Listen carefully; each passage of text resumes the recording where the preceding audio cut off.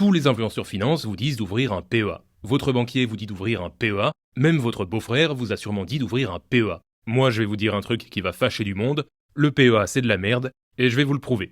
Mais avant de détruire l'enveloppe préférée des Français, soyons honnêtes 2 minutes. Le PEA, sur le papier, c'est plutôt un bon produit. Au bout de 5 ans, vos gains sont exonérés d'impôts sur le revenu.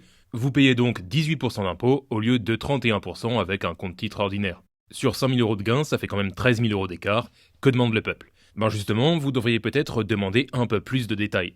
Parce que ceux qui vous vendent le PEA ne vous disent pas tout. Et le premier truc qu'on vous dit pas, c'est que vous réfléchissez dans le mauvais cadre. Le PEA, c'est une enveloppe pensée pour 5 ans. 5 ans pour débloquer l'avantage fiscal. 5 ans, c'est l'horizon qu'on vous vend, sauf qu'on n'investit pas pour les 5 prochaines années, on investit pour les 20 prochaines années minimum. Peut-être même 30 ou 40 ans pour ceux qui ont commencé plus jeunes. Et ça change tout, parce que quand on raisonne à 20 ou 30 ans, la question c'est plus du tout comment payer un peu moins d'impôts en France. Les questions, elles deviennent, est-ce que les règles du jeu n'auront pas changé 10 fois entre temps ? Est-ce que mes investissements seront vraiment performants ? Est-ce qu'ils me suivront partout où j'aille ? Et est-ce que je pourrais les transmettre à ma descendance ? Et dès qu'on pose ces questions, eh bien, tous les avantages du PEA se transforment en faiblesse. Commençons par parler des règles du jeu. Vous le savez, le plus gros avantage du PEA, c'est sa fiscalité réduite. Et je suis sûr que c'est la seule raison pour laquelle vous investissez aujourd'hui sur un PEA. Le problème, c'est que cet avantage, il n'est pas à vous. En gros, vous êtes l'âne, le PEA c'est la carotte, et l'État il est bien assis sur votre dos, et c'est lui qui tient le bâton avec la carotte. Il peut vous la retirer quand il veut. D'ailleurs, maintenant que je vous ai traité d'âne, c'est sûrement le pire moment pour vous demander de vous abonner, mais je vous invite quand même à le faire. Mais pour comprendre à quel point ce système est fragile, il faut d'abord comprendre ce qu'est vraiment un PEA. Pourquoi ça a été inventé ? Bien, à la base, le PEA ça a été créé par l'État français dans un seul but, inciter les Français à mettre leur argent dans des entreprises françaises et européennes. Et ça, c'est la raison d'être de cette enveloppe, c'est même écrit dans la loi. Et donc logiquement, quand vous ouvrez un PEA, vous pouvez n'y mettre que des actions européennes. Impossible d'investir sur des entreprises américaines, donc pas d'Apple, pas de Microsoft, pas de Nvidia, que de l'européen.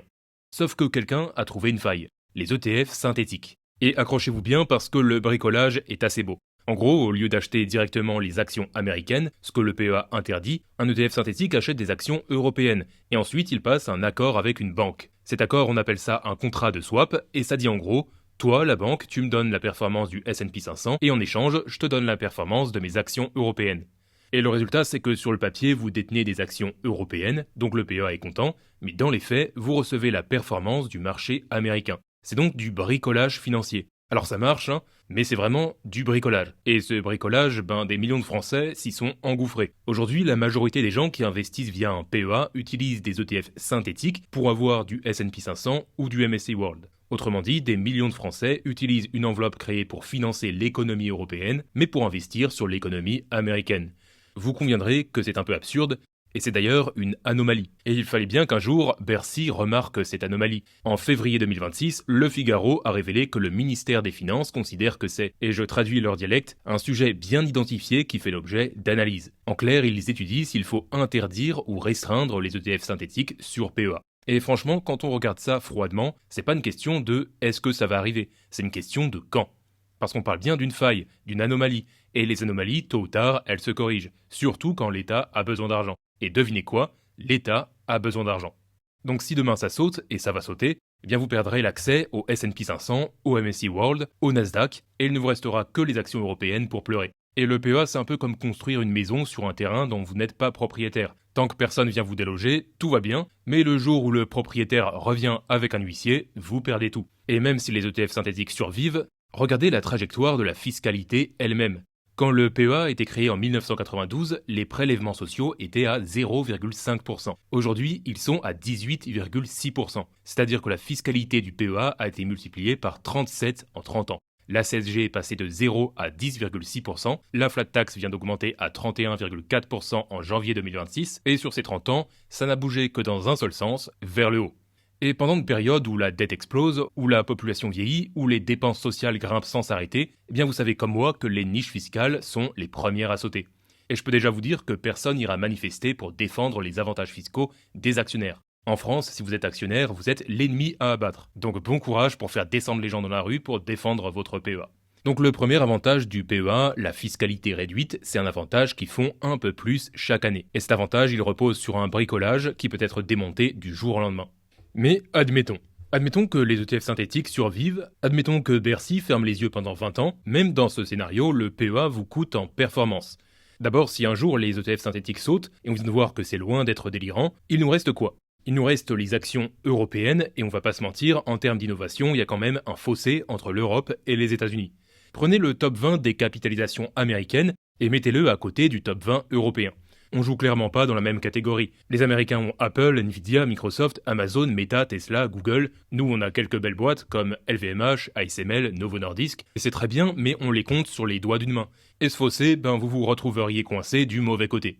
Et même si les synthétiques survivent, le PEA vous limite quand même, parce que les ETF synthétiques, ça marche pour les ETF. Mais si un jour vous voulez acheter directement des actions individuelles hors Europe, vous ne pouvez pas le faire depuis un PEA. Le CTO, lui, vous donne accès à absolument tout, n'importe quelle entreprise, n'importe quel marché, en réplication physique et sans dépendre d'un bricolage. Et le truc, c'est que l'écart de fiscalité entre le PEA et le CTO, il se gomme beaucoup plus vite qu'on peut le croire. Si vous générez seulement 1% de surperformance par an sur votre CTO pendant 10 ans, vous avez entièrement compensé l'écart de fiscalité. Sur 20 ans, il suffit de 0,82% par an, moins d'1%, et quand on peut investir sur tous les marchés du monde sans aucune contrainte, franchement, aller chercher un malheureux pourcent de surperformance, c'est pas de la science-fiction.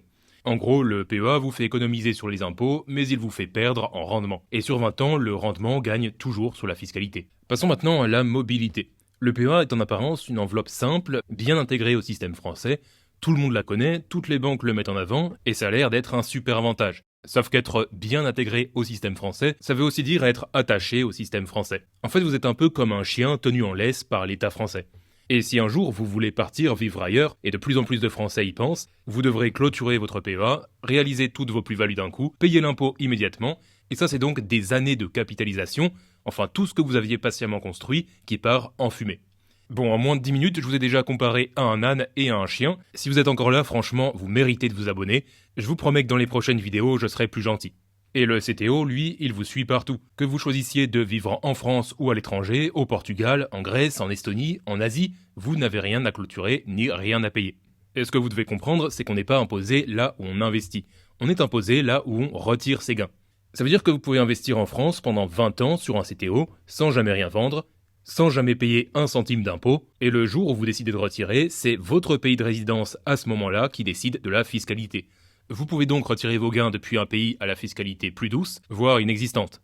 Et ça c'est possible quand on investit sur un ETF capitalisant. Les dividendes sont réinvestis automatiquement à l'intérieur de l'ETF, donc vous ne touchez jamais rien, vous ne réalisez aucune plus-value, donc vous n'avez rien à déclarer. J'en ai parlé plus en détail dans l'épisode 1 de ma série, si vous voulez aller voir ma stratégie exacte à ce niveau-là, il vous suffit d'aller voir la vidéo.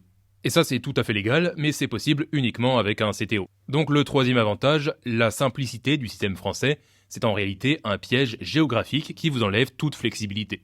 Il reste un dernier truc qu'on mentionne jamais quand on parle du sujet, parce que c'est pas très sexy de parler de ce qui se passe quand on meurt, mais c'est un peu important quand même. Parce que oui, le PEA protège vos gains de l'impôt, mais seulement tant que vous êtes en vie. Quand vous décédez, votre PEA est clôturé. Les prélèvements sociaux sont prélevés sur vos gains, et surtout, le PEA ne peut pas se transmettre, ni de votre vivant, ni à votre mort. Vous ne pouvez tout simplement pas le donner à vos enfants. Le CTO, quant à lui, il se transmet. Vos enfants héritent de vos titres, et vous pouvez même le donner de votre vivant, ce qui est impossible avec un PEA.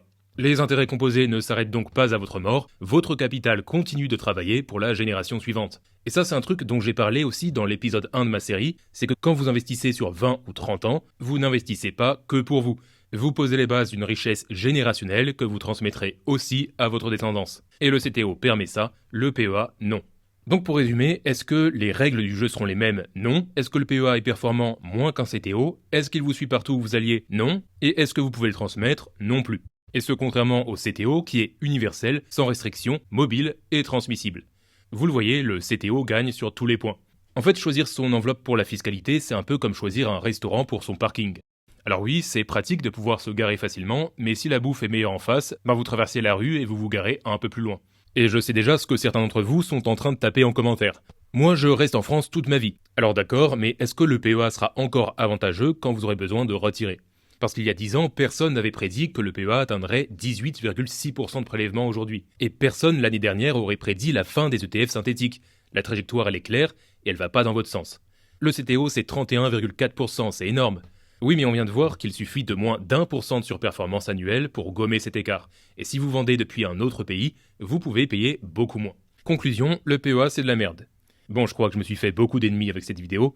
Les banquiers, les influenceurs PEA, Bercy et les investisseurs PEA que j'ai comparés à des ânes et à des chiens. Mais vous savez que c'est pour votre bien. Si je me permets de dire tout ça, c'est justement parce que personne d'autre le fait. Et moi, si j'ai créé ma chaîne, c'est pour vous dire en toute transparence ce que je fais avec mon argent, et pas pour vous pousser aveuglément à ouvrir un PEA parce que c'est à la mode. Après, je suis pas conseiller financier, donc prenez tout ce que je dis avec recul, faites évidemment vos propres recherches et vos propres choix. Mais concrètement, qu'est-ce que je fais moi, personnellement, avec mon argent ? Pour le savoir, cliquez sur la vidéo qui s'affiche à l'écran, j'explique toute ma stratégie sur CTO et sur quoi j'investis exactement. Et si malgré tout vous préférez investir sur PEA, je ne vous renie pas, je donne aussi des alternatives dans cette série. Pensez à vous abonner et on se retrouve très vite.